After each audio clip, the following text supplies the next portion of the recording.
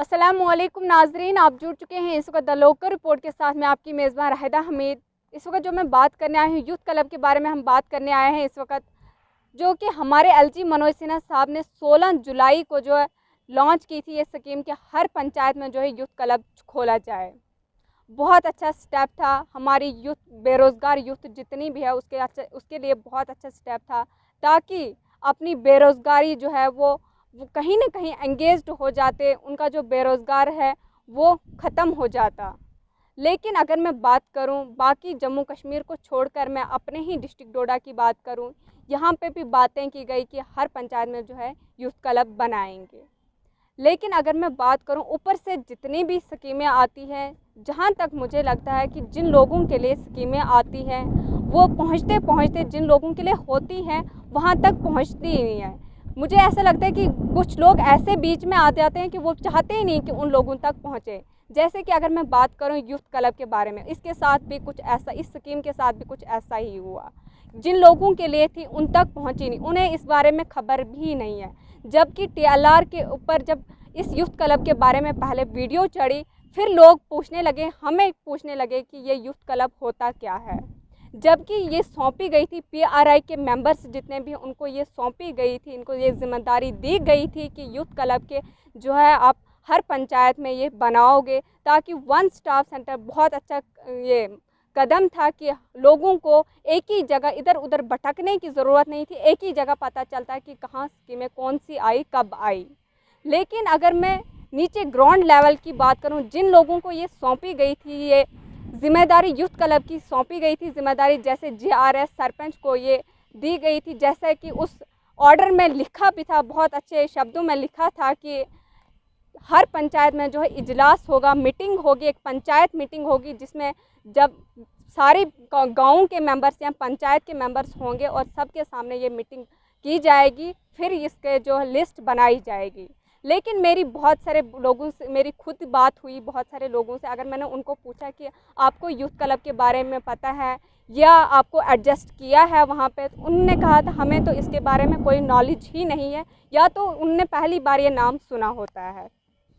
हमने कुछ सरपंचों को फ़ोन करके पूछा भी कि आपने अपनी पंचायत में जो यूथ क्लब जो ऑर्डर आया था, आपने उसका लागू किया, अपने पंचायत में बनाया? कुछ सरपंचों की तरफ से तो यही आंसर आता है कि उन्हें इसके बारे में पता ही नहीं है। इसका ये सीधी सी बात है, ये निकलती है इस बात से, जो हमारे सरपंच है वो अक्सर अनपढ़ हैं। मैक्सिमम सरपंच जो है अनपढ़ है, जिसका नुकसान हमारी बेरोज़गार यूथ को उठाना पड़ रहा है कि ऊपर से स्कीमें आती हैं लेकिन नीचे उनको उन तक पहुंचती नहीं है, वो फिर लद्दाख में होते हैं मजदूरी करने के लिए। लेकिन अगर मैं बात करूं उन सरपंचों की, हमने जब सरपंचों से बात करके लिस्ट मांगी कि आपने कितने मेंबर्स जो हैं उस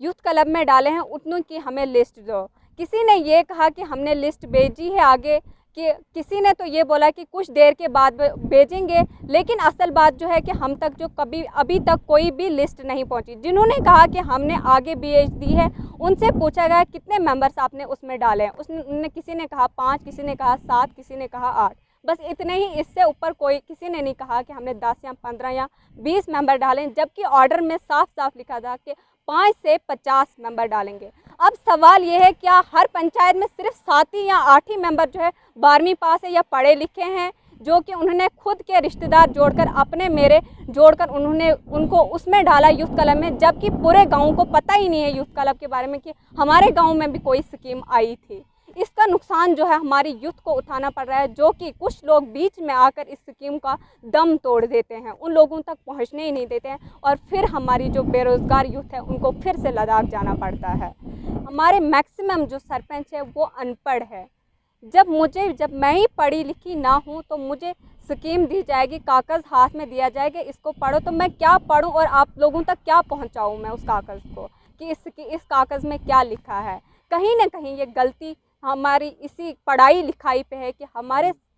हमारे सरपंचों को पढ़ने लिखने के बारे में पता ही नहीं है, और ऊपर से जो स्कीमें आती हैं उनको पता ही नहीं होता ऊपर से क्या स्कीमें आती है, और नीचे बोलते हैं कब कहाँ कैसे ऑर्डर निकला था, उन जहाँ तक कि ये सरपंच के पास भी होना चाहिए था। और दूसरे सरपंच ये कहते हैं हमने आगे लिस्ट भेज दी है, जबकि पंचायत का जिम्मेदार है सरपंच, उसके पास हर एक ऑर्डर, हर एक जो भी रिकॉर्ड होना चाहिए वो सरपंच के पास होना चाहिए था। अगर उसने लिस्ट आगे भेज भी दी थी, उसके पास भी कहीं ना कहीं वो लिस्ट होनी चाहिए थी अपनी सबूती के लिए कि मेरे पास भी लिस्ट है। इसके अलावा अगर मैं बात करूं, बहुत अफसोस के साथ मुझे ये बात कहनी पड़ रही है कि अगर हम किसी सरपंच को फ़ोन करते हैं या जीआरएस को फ़ोन करते हैं कि आप हमें लिस्ट दे दो, फलानी लिस्ट दो, यूथ क्लब को छोड़कर दूसरी स्कीमें आते हैं उनकी लिस्ट अगर मैं मांगूं तो वो करते हैं, सीधी जो कॉल करते हैं वो हमारी फैमिली को करते हैं। कहीं ना कहीं मुझे लगता है कि ये हमें चुप कराने के लिए ये कॉल की जाती, ताकि एक ही होता है कि फैमिली से इनको डराया जा सकता है, फैमिली से इनको चुप कराया जा सकता है।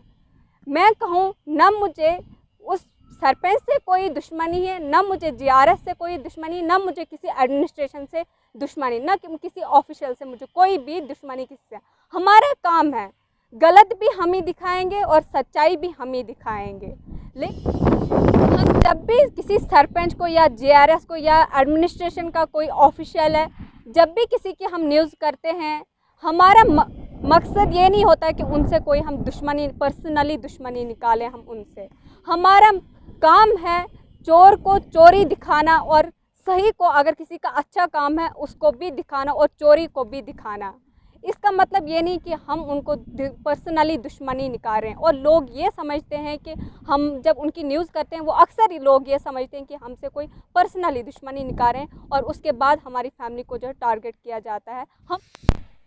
हमारा काम है सही को सही दिखाना, गलत को गलत दिखाना, चाहे फिर वो किसी एडमिनिस्ट्रेशन का कोई मेंबर हो या कोई ऑफिशियल वर्कर हो या कोई मेरी फैमिली का मेंबर हो। अगर उसका भी कोई गलत काम है वो भी मैं दिखाऊंगी। अगर मैं अपनी एडमिनिस्ट्रेशन से गुजारिश करती हूँ, डीसी साहब से गुजारिश करती हूँ, वो ग्राउंड पे खुद जाएं, वो ग्राउंड की रियलिटी खुद देखें, ताकि जो यूथ क्लब की जो स्कीम ऊपर से आई, क्या वो उन लोगों तक पहुंची जिन लोगों के इसकी ज़रूरत थी, उन लोगों तक पहुंची ये स्कीम, या जो लिस्टें उनके पास आई है क्या वो लोग उस काबिल थे कि उनको इस स्कीम की ज़रूरत थी। डीसी साहब से मैं रिक्वेस्ट करती हूँ खुद जाए ग्राउंड रियलिटी खुद देखें कि जो यूथ क्लब स्कीम जो ऊपर से आई थी क्या वो उन लोगों तक पहुंची जिनको इसकी ज़रूरत थी, या उन्होंने जो ऑर्डर निकाला था क्या उसके मुताबिक ग्राउंड में उसके मुताबिक काम हुआ, या